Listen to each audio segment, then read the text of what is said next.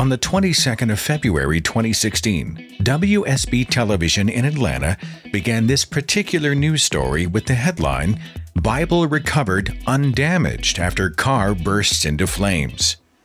The article chronicled the story out of Memphis, Tennessee, the story of a man driving on State Route 385 eastbound when his Jeep Laredo was clipped by another vehicle, left the highway, and caught fire.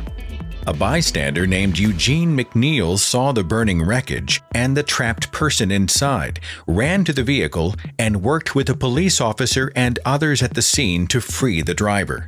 Soon after the driver was extricated, the burning car exploded.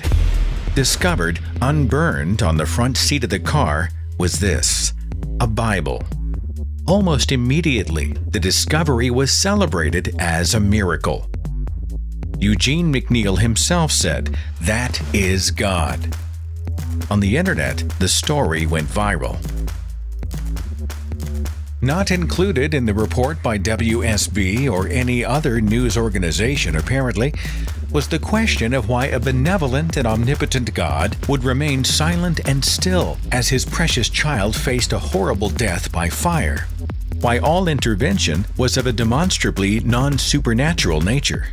Why a divine hand didn't prevent the fiery crash in the first place. Why the other papers and articles that survived the fire weren't also celebrated as some kind of miracle.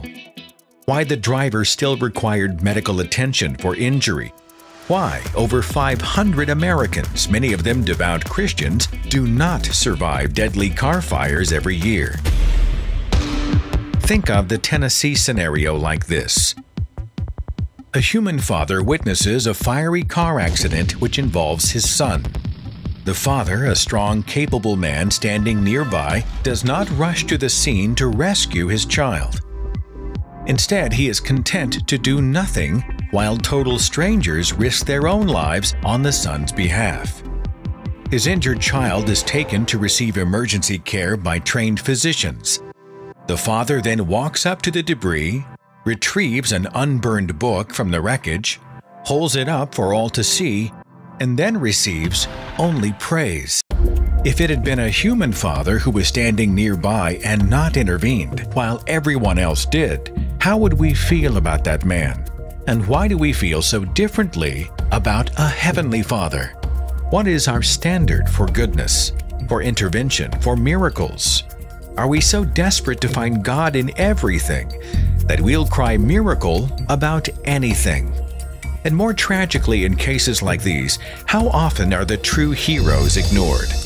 The brave bystanders, the paramedics and firefighters, the hospital staff, the decidedly earthly agents of intervention who put themselves on the line, but whose critical contributions are drowned out by the praises of the very God who allowed the accident in the first place, who let others do all the work, and who sat in the shadows without a discernible word, sound, or action.